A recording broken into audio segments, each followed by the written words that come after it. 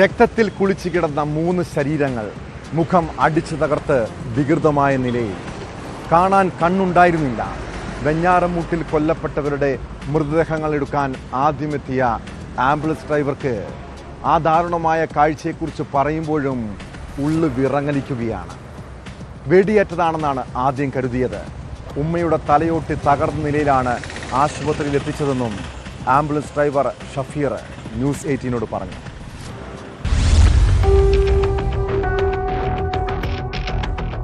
വെഞ്ഞാറമൂട്ടിലെ കൂട്ടക്കൊലപാതകത്തിന്റെ നടുക്കത്തിലാണ് കേരളം. ഈ അതിക്രൂരമായ കൊലപാതകം നടന്ന പേരുമലയിലെ വീട്ടിൽ നിന്ന്, അഫാന്റെ വീട്ടിൽ നിന്ന് ഈ മൃതദേഹങ്ങൾ പുറത്തെടുക്കുന്ന സമയത്ത് അവിടേക്ക് ആദ്യമെത്തിയ ആംബുലൻസ് ഡ്രൈവർ എന്നോടൊപ്പം ചേർന്ന്. എന്താണ് താങ്കളുടെ പേര്? സഫീർ. നമ്മളൊരു 6:30-7 മണിക്കകത്ത്, 6:30-7 മണിക്കകത്ത് ആ സമയത്താണ് ഇവിടെ എത്തിയത്. വന്നപ്പോ പെട്ടെന്ന് തന്നെ പോലീസുകാരെല്ലാം പറഞ്ഞ് സ്ട്രെച്ചറൊക്കെ എടുത്ത് പെട്ടെന്ന് ഇടന്ന് പറഞ്ഞ് സ്ട്രെച്ചറൊക്കെ എടുത്ത് കൊടുത്തുവിട്ട്. അപ്പം അകത്ത് അവന്റെ കൂട്ടാനും കൂടെ ഉണ്ടായിരുന്നു. അപ്പൊ അവനും കൂടെ അകത്ത് കയറി പോയി. അകത്ത് കയറിപ്പോ എടാ ഇങ്ങനെയാണ് കാര്യമെന്ന് പറഞ്ഞ് അപ്പൊ പെട്ടെന്ന് തന്നെ വണ്ടിയൊക്കെ വളച്ചിട്ട് അവന്റെ ഉമ്മയെ ആദ്യം കയറ്റി. ഉമ്മയുടെ ബാക്ക് തല ഇവിടെയൊക്കെ കുറച്ച് പൊട്ടലും പിന്നെ മുഖത്തൊക്കെ കുറച്ച് കാര്യങ്ങൾ ഇതൊക്കെ പോയിട്ട് ചതയൊക്കെ പോയിട്ടുണ്ടായിരുന്നു മുഖത്ത്. അപ്പൊ തന്നെ ഉമ്മ എടുത്ത് കയറ്റി. അപ്പം ഇവിടെ കൊണ്ടുപോയപ്പോ അവന്റെ നമ്മളെ ബാക്കിരുന്ന ആളിന്റെ കൈ തന്നെ അവന്റെ ഉമ്മ മുറുകെ പിടിച്ചിരുന്നു. കയ്യിൽ പിടിച്ചിട്ടുണ്ട്, നല്ല മുറുകെ പിടിച്ചിട്ടുണ്ടായിരുന്നു. എന്നിട്ട് നേരെ ഇവിടെ നിന്ന് തന്നെ ഗോകുല ആശുപത്രിയിലോട്ട് കൊണ്ടുപോയി. വെഞ്ഞാടൊക്കെ എത്തിയപ്പോൾ തന്നെ കൈയൊക്കെ പതുക്കെ അങ്ങ് എടുക്കാൻ തുടങ്ങി. ബാക്കിരുന്ന ആള് പറഞ്ഞാണ് കൈയൊക്കെ എടുക്കാൻ തുടങ്ങി. സ്പീഡിനെത്തി പെട്ടെന്ന് പോകുന്നു പറഞ്ഞു. അങ്ങനെ നേരെ ഗോകുല ആശുപത്രിയിൽ നിന്ന് കയറ്റി.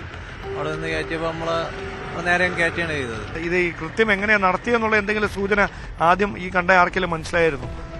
എന്ന് പറഞ്ഞാൽ കുത്തിക്കൊല്ലപ്പെടുത്തിയതാണോ അതോ ചിറ്റിയിൽ വെച്ച് എന്തോ നല്ല ഇത് വെച്ച് അടിച്ചിട്ടുണ്ട്. കാരണം മുഖത്ത് നല്ലൊരു കുഴിയുണ്ട് എല്ലാവരുടെ. മറ്റേ പയ്യന്റെ കണ്ണ്, ഒരു കണ്ണില്ല, ഒരു കണ്ണ് മാത്രം നല്ല തുറന്നിരിപ്പുണ്ട്. ഒരു കണ്ണ് ഫുൾ അങ്ങ് അകത്ത് പോയി. രണ്ട് കണ്ണും തുറന്നിരിപ്പുണ്ടെങ്കിൽ ഒരു കണ്ണിന്റെ അകത്തൊന്നും കാണാനില്ല, മൊത്തമൊക്കെ അങ്ങ് അകത്ത് പോയി.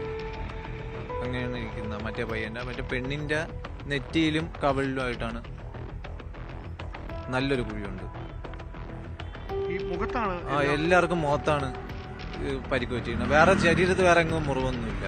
അതായത് ഒരേപോലെയാണ് അല്ലെ? എല്ലാവർക്കും ഒരേപോലെയാണ് അടിച്ചേക്കുന്നത്. ഉമ്മാക്കും മറ്റേ പെണ്ണിനും പയ്യനും ഒരേ കണക്കാണ് ഇതായിരിക്കുന്നത്. നിങ്ങൾ കാണുമ്പോൾ ഈ അനിയന്റെ മുഖത്ത് ഒരു കണ്ണ് ആ ഭാഗത്ത് കാണാനില്ല, ഒരു കണ്ണൊരു ഭാഗത്ത് കാണാനില്ല, ഒരു കണ്ണ് കുഴിഞ്ഞ് താഴേക്ക് പോയിരിക്കുന്ന അവസ്ഥയാണ്.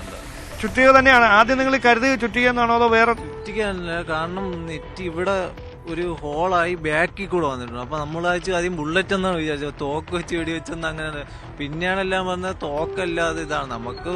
അതായത് വെടിവെച്ച പോലെ ആയിരുന്നു കിടന്ന് കണ്ടു. കാരണം ഇവിടെ കൂടെ തുളച്ചിപ്പുറത്ത് വന്നിട്ടുണ്ട്, ചത ഇപ്പുറത്ത് വെളിയിൽ വന്നിട്ടുണ്ട്. 3 പേർക്കും അങ്ങനെ അല്ല, പെണ്ണിന്റെ മാത്രം. മറ്റേ പയ്യന് കണ്ണും ഉമ്മാക്ക് ബാക്ക് സൈഡായിരുന്നു. അപ്പൊ ഞാൻ അവിടെ ഗോകുലത്തിൽ എത്തി സ്ട്രെച്ചറിൽ നിന്ന് നമ്മളെ സ്ട്രെച്ചറിൽ നിന്ന് അവരുടെ സ്ട്രെച്ചറിലോട്ട് ഈ എന്റെ കൈ ആ ഉമ്മയുടെ തലയ്ക്കകത്ത് കയറിപ്പോയി. ഈ വിരല് അത്രയ്ക്ക് നല്ല ആഴം ഉണ്ടായിരുന്നു തലയ്ക്കകത്തോട്ട്. തല ഓട്ടിയിൽ കൈ തട്ടിയിട്ടുണ്ട് എന്റെ അവന്റെ ഉമ്മാണെന്ന് പറയുമ്പോൾ ബാക്കിലെ മുടി മൊത്തം കംപ്ലീറ്റ് ആയിട്ട് പോയിട്ടുണ്ട്. കാരണം മുടി ഞാൻ അവിടെ വെച്ച് പിന്നെ നമ്മൾ കൊണ്ടുവന്ന് വണ്ടി കഴിയപ്പോഴ് മുടി മൊത്തം വാരി കളയാണ് ചെയ്തത്. മുടി മൊത്തം കംപ്ലീറ്റ് ആയിട്ട് പോയിട്ടുണ്ട്. അത് ഇനി ബാക്ക് ഇത്രയിലെ ചെത്തി കണക്കെടുത്തായി പോയി. എന്തായിരുന്നു പ്രതിയുടെ ലക്ഷ്യം? ഇയാളെ ഇതിലേക്ക് നയിച്ചത് എന്തായിരുന്നു എന്ന കാര്യത്തിലേക്ക് വ്യക്തത കൈവരേണ്ടതുണ്ട്. വാക്കുകൾക്കപ്പുറം ഒരാൾക്കും ഒന്നും പറയാൻ കഴിയാത്ത തരത്തിൽ അത്രമാത്രം ഭീകരമായ നടുക്കുന്ന കൊലപാതക പരമ്പര തന്നെയാണ് നടന്നിരിക്കുന്നതെന്ന് ഉറപ്പിക്കുകയാണ് സഫീർ പങ്കുവെക്കുന്ന ഈ വാക്കുകളിലൂടെ. ക്യാമറമാൻ ബിബിൻ മുരളിക്കൊപ്പം ഡാൻ കുര്യൻ, ന്യൂസ് 18.